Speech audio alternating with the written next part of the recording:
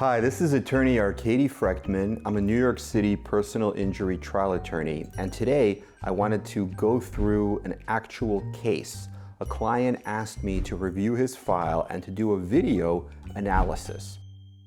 And this is a pretty typical case. What happened here was our client was driving down a street with 2 lanes in Queens, the county of Queens, New York City.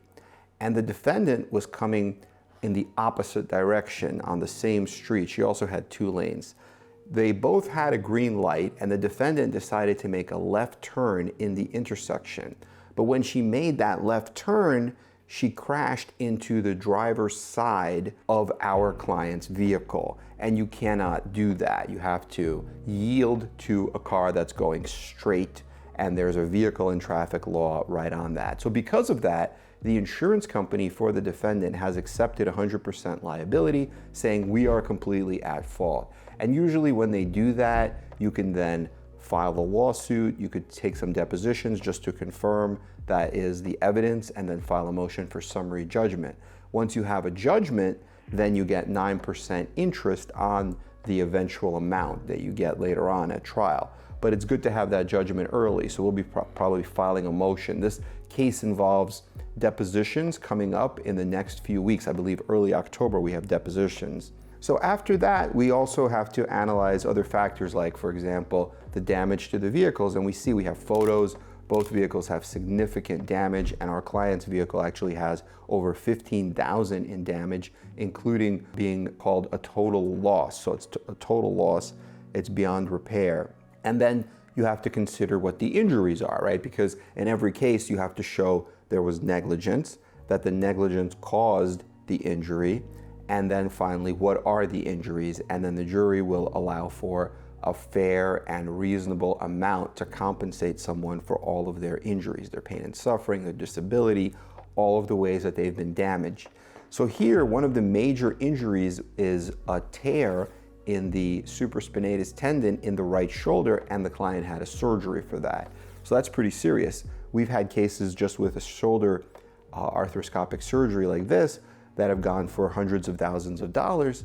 So here what we need to do is confirm the full policy limits, and then see if they have any excess and umbrella, and then also determine whether this client is all done with his therapy or whether he's going to do anything else, because they also found some herniated discs in the neck and the lower back. So if the client says, well, these herniated discs are really bothering me, I may need to do some additional pain management like epidural injections or even a percutaneous discectomy, which is a type of surgery, then the value would even go higher. So right now I would say it's probably already in the hundreds of thousands, like 200,000 or 300,000, but with an additional, like say a percutaneous discectomy, it could turn into like a $500,000 or $600,000 case, or even more than that.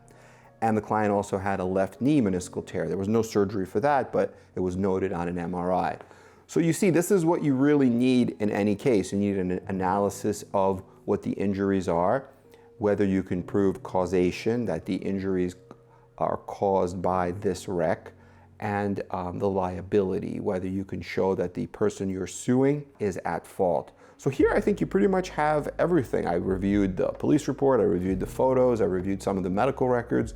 It looks pretty strong. So we're getting ready to get the case started by doing depositions. So the next step will be to prepare the client, get him ready, answer all the questions, and then he'll be able to testify. At the deposition, usually clients are asked simple questions like, how did it happen? Where were you going? Where were you looking? What was your first medical treatment after the crash? What was your next medical treatment? What did you tell the doctors was bothering you? What did the doctors do for you? So we go through all of that in detail, so the client is ready and they're calm and they don't have any worries about, you don't want to be worried in a deposition or nervous and not knowing what you're going to say. So it's important to do those preps. I like to prep clients 2 or 3 times. So maybe one time initially just to ask them, hey, what are you worried about? And get all that out there. The second time maybe to go through everything like the liability in detail, the damages, going through details like the time of the accident, the day of the week, the date. Sometimes people, they remember the incident in their mind, but they might not remember. Was it a Tuesday or a Thursday? So you want to go through everything again.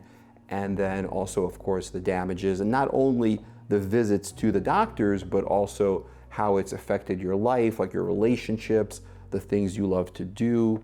How has this impacted your life? How has this damaged you?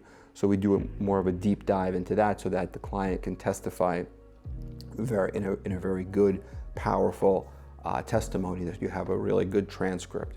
And then from there, you could then schedule the case for a mediation, try to settle it, or if it doesn't settle, you put it on the trial calendar from a position of strength, and then you just wait for the trial date, and knowing that, when the case goes to trial, you're ready, you have your I's dotted and your T's crossed, and you're ready, and you're gonna be able to get the maximum possible result.